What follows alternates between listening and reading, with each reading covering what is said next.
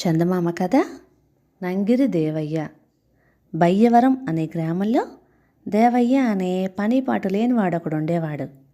వాడు ముక్కుతో తమాషాగా మాట్లాడుతూ ఉన్నట్టుండి ముక్కు పొడం గట్టిగా పీల్చి పెద్దగా తుమ్మేవాడు. అది అందరికీ వినోదంగా ఉండి వాణ్ణి నంగిరి దేవయ్య అని పిలిచేవారు. నంగిరి దేవయ్య ఎప్పుడూ ఎవరింట్లో భోజనం దొరుకుతుందా, ఎవరిని ఎత్తికొట్టి డబ్బులు సంపాదిద్దామా అని ఆలోచిస్తూ ఉండేవాడు. గ్రామంలో ఎవరింట పెళ్ళైనా బారసాలైనా ఆఖరికి తద్దినమైనా సరే వాడు అక్కడికి వెళ్ళి నంగిరి మాటలతో వాళ్ళని నవ్వించి వాళ్ళ చేత ఇంటికి భోజనానికి పిలిపించుకునేవాడు.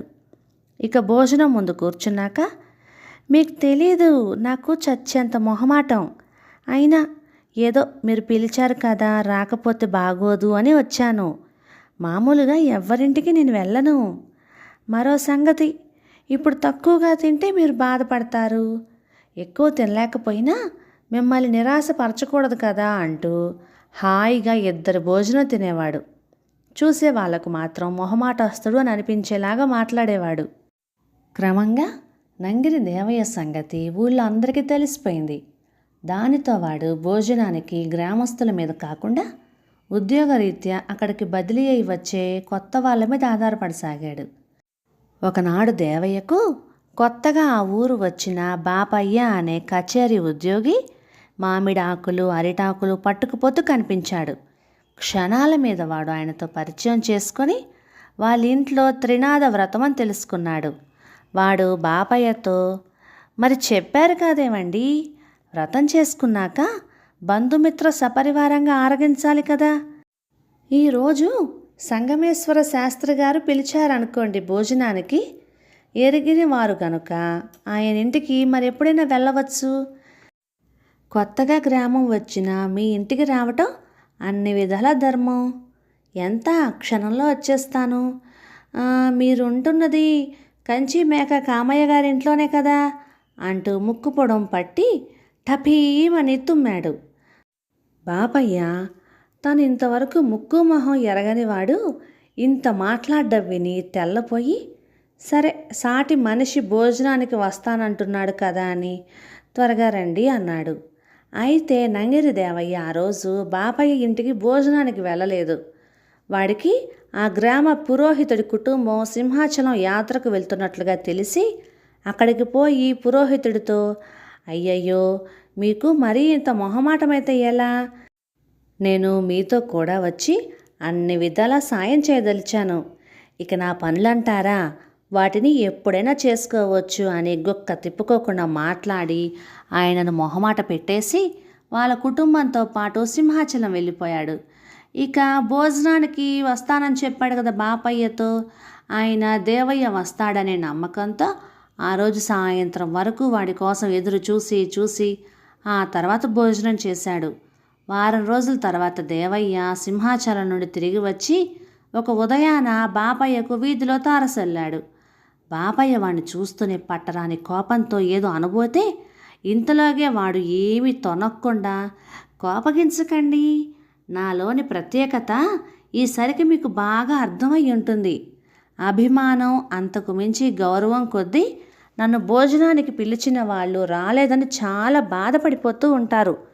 మిమ్మల్ని అంతగా బాధ పెట్టినందుకు పరిహారంగా ఈరోజు 2 పూటలా మీ ఇంట్లోనే భోజనం స్నానం, అది కూడా అన్నీ మీ ఇంట్లోనే చేద్దాంలే, పదండి పదండి అంటూ బాపయ్య భుజం మీద చెయ్యి వేసి ఆయన ఇంటికి వెళ్ళాడు. బాపయ్య ఇంట్లో ఆయన మేనత్త ఒక బామ్మగారు ఉంటున్నారు. ఆవిడ ఎవరినైనా సరే ఒరే తురే అనే పిలుస్తుంది. ఆ పిలుపు దేవయ్యకు కాస్త బాధ అనిపించింది. దేవయ్య ఇంత పొడుం పీల్చి గట్టిగా తుమ్మగానే బామ్మ దడుచుకున్నట్లుగా మొహం పెట్టి, ఒరే నంగిరి, నీ గురించి సర్వం విన్నాను, ఆ తుమ్ములాపు, పొడుం పీల్చి దీ ముక్కే పొడుంకాయలా తయారైంది, వంట అవుతున్నది, ఇంట్లో మడి నీళ్ళు అయిపోయాయి, నువ్వింకా స్నానం అఘోరించలేదు కదా, స్నానం చేసి ఆ చేత్తోని 4-5 బిందెల నీళ్లు బావిలో నుంచి తోడుకురా అన్నది ఆజ్ఞాపిస్తున్నట్లుగా. దేవయ్య బావిలో ఎక్కడో పాతాళం గంగలో ఉన్న నీళ్లను బొక్కినతో పైకి లాగుతూ, అయ్యో ఎరక్కపోయి వస్తేనే కదా ఈ కొంపకు అని అనుకోసాగాడు. వాడు 4 బిందెల నీళ్లు తోడి ఆయాసపడడం గమనించిన బామ్మ, తేరగా తినడానికి తయారయ్యావు, నీళ్లు చేదడానికి నానా హైరాణ పడిపోతున్నావు, నంగిరి వెధవా, ఇంక తిందుగాని రా అని పిలిచింది.